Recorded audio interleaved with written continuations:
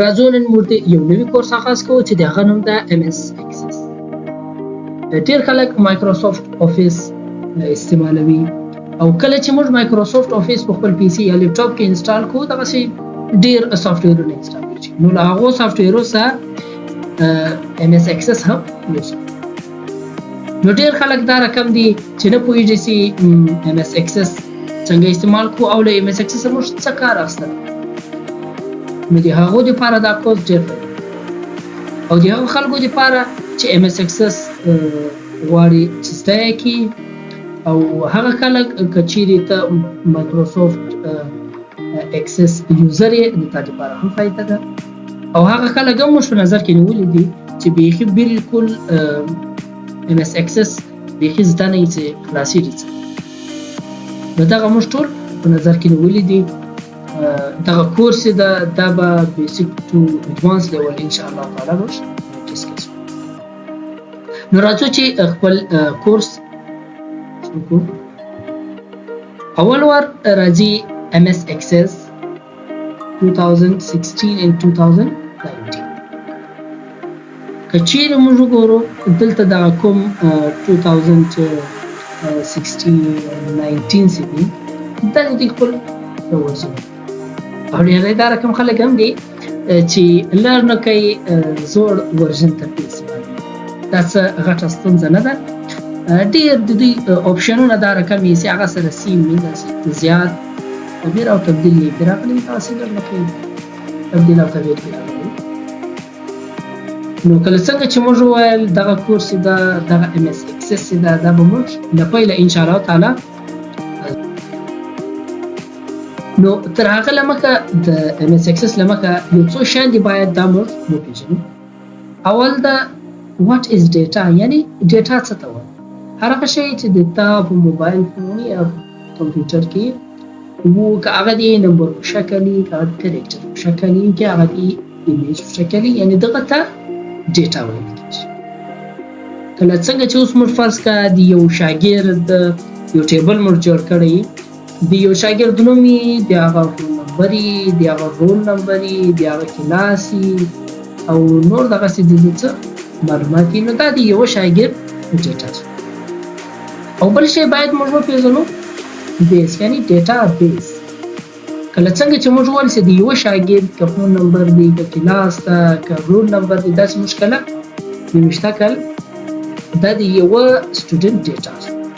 آیا که دغه رقم موږ د ډېرو شاګردانو ډیټا نوشته کړو نو هغه ته بیا ډیټا بیس او یو بل شی ده DBMS.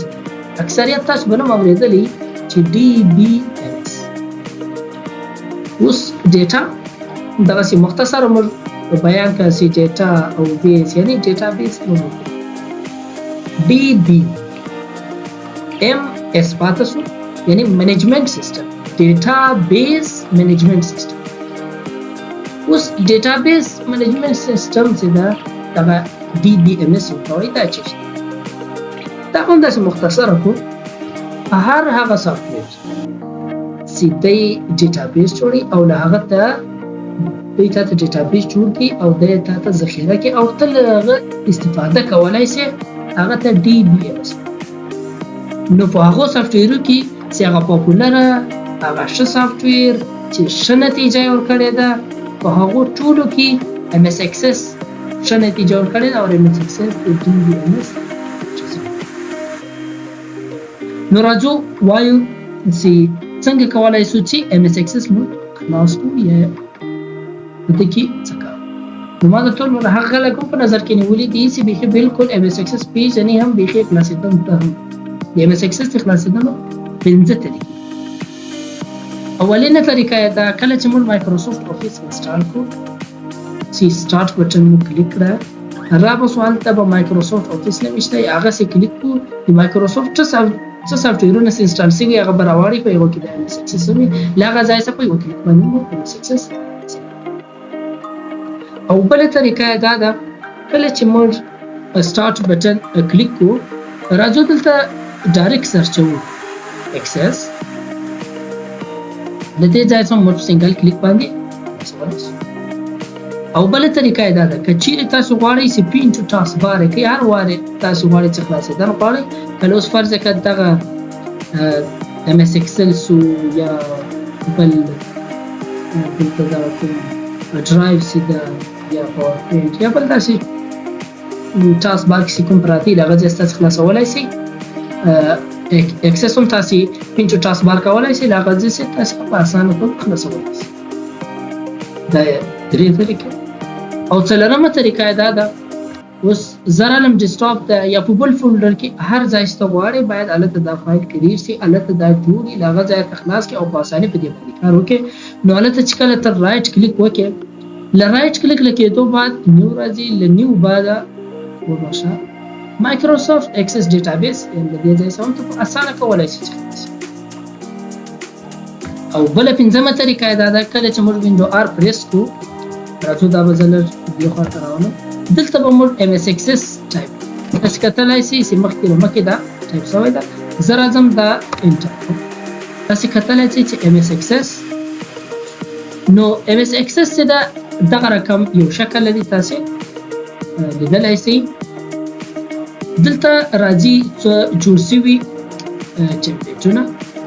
اوس که سټوډنټس وو که یو بل داسې فرض کړه د ډیټابیس مربوط غواړې د بزنس مربوط غواړې د شاګردانو مربوط یو ټمپلیټ غواړې هغه جوړ شوي هم دلته شته او که راځو دلته بل اپشن ده بلینک ډیټابیس او کوم دغه جوړ شوي ټمپلیټس لیکلی ده دلته دا کوم ټمپلیټونه چې دي دا باید اوس خو د ما کمپیوټر نیټ کنیکشن نشته څه وجه ده نو کله چې کمپیوټر کې نیټ کنیکشن وي بیا دغه نور ټمپلیټونه چې دي دا هم ما او موږ راځو د موږ کوم کار چې هغه په بلینک ډیټابیس بلینک ډیټابیس ده یعنی هغه جوړ شوی ټمپلیټ موږ نه استعمالو موږ د خپل کار مطابق یو ډیټابیس جوړو نو بیا به موږ په بلینک ډیټابیس کله چې موږ په بلینک ډیټابیس باندې کلیک کوو دلته دی وایي آیا ته فایل نوم ورکړه چې ته په څه نامه باندې ثبته یې باید چې ته پیدا کړې باید په کوم نامه تاته پیدا شي په کوم نامه تاته ذخیره شي دا یو شی به تاسو نوټ کړئ چې په نورو سافټویرو کې که فرض که ام اس وډي یا ام اس ایکسل هغه ته د اول واره دا پوښتنه نه درڅ کوي چې آیا که دا فایل چیرې ذخیره کوي